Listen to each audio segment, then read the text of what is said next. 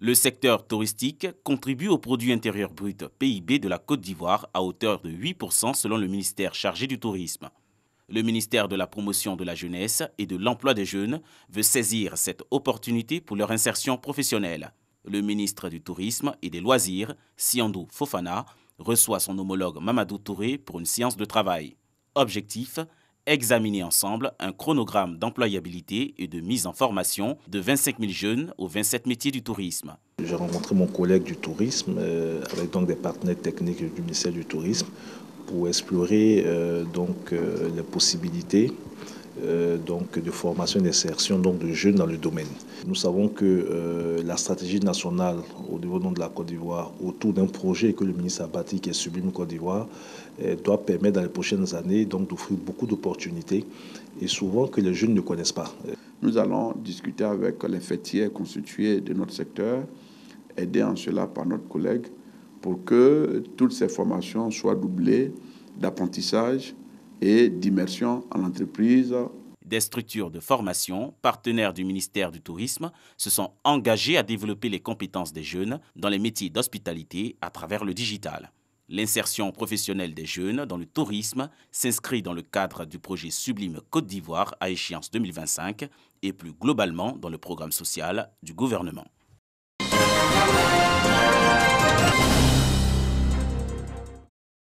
Au progrès réalisé dans la protection de l'infrastructure bancaire contre les attaques réseau, les fraudeurs réagissent par diverses attaques cybercriminelles de masse comme l'hameçonnage ou ciblées comme l'infiltration des logiciels espions ou malveillants. Les cybercriminels essaient un peu de s'introduire dans les réseaux des banques, que ce soit également le réseau du gym, pour prendre le contrôle de certains comptes. Face à l'ampleur du phénomène de la cybercriminalité et des menaces qu'il fait peser sur les banques, plusieurs dizaines d'experts issus de l'UEMOA sont à pied d'œuvre. Des réflexions doivent être menées pour voir dans quelle mesure sécuriser tout l'écosystème. Parce qu'une faille à un niveau peut entraîner une déroute sur tout l'écosystème. Plus vous renforcez en interne vos actions, plus les filous augmentent leur stratégie.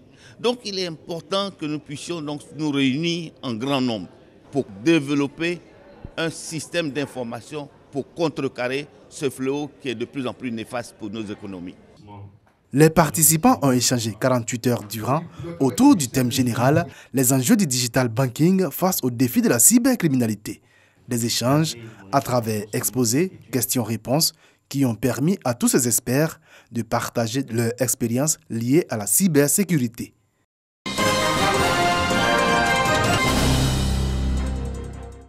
L'ensablement et la pollution des cours d'eau sont entre autres quelques freins à l'éclosion des productions agricoles des pays d'Afrique subsaharienne. Le comité permanent inter-État de lutte contre la sécheresse, CILS, organise régulièrement des journées consacrées à la réflexion sur ces questions. À cette 34e journée CILS Côte d'Ivoire, les participants, partenaires techniques et institutionnels se concertent. Malheureusement, les eaux sont en train d'être envahies par le sable. Et les lacs vraiment deviennent inutilisables pour la culture. Donc voici pourquoi vraiment, et cette année, le CILS a choisi ce thème. Identifier les causes et proposer des solutions. En première ligne, l'impact environnemental. Il faut reboiser.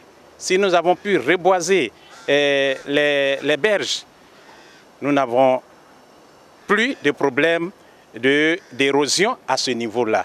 Il faut faire en sorte que tous ceux qui ont pris des engagements dans le cadre de l'extraction minière, respecte ces engagements-là. L'État de Côte d'Ivoire, pour mieux gérer cette ressource en eau, a adopté plusieurs tests dont le Code de l'eau depuis 1998. Et ce Code de l'eau, actuellement, nous sommes en phase d'application de ce code-là. Et ce code va nous permettre de mieux protéger nos ressources en eau, va nous permettre également de faire aussi la répression. Il faut donc pour chaque État membre agir efficacement pour la valorisation du potentiel hydrique de la région sahélienne ouest africaine. C'est l'appel du président en exercice du CILS, Roch Marc Kaboré, président du Burkina Faso. Cette journée se tient dans un contexte extrêmement difficile de vulnérabilité, devenu structurel, et qui crée un terreau propice au développement de l'extrémisme violent, du terrorisme et des trafics illicites de tout genre. C'est pourquoi il est urgent de promouvoir un nouvel équilibre écologique au Sahel et en Afrique de l'Ouest, à travers notamment la coordination et l'harmonisation des stratégies, le renforcement de la coopération scientifique et technique, la capitalisation des expériences, la diffusion des informations et le renforcement des capacités des différents acteurs. Le comité permanent inter-État de lutte contre la sécheresse dans le Sahel CILS est aujourd'hui en pleine restructuration de son fonctionnement.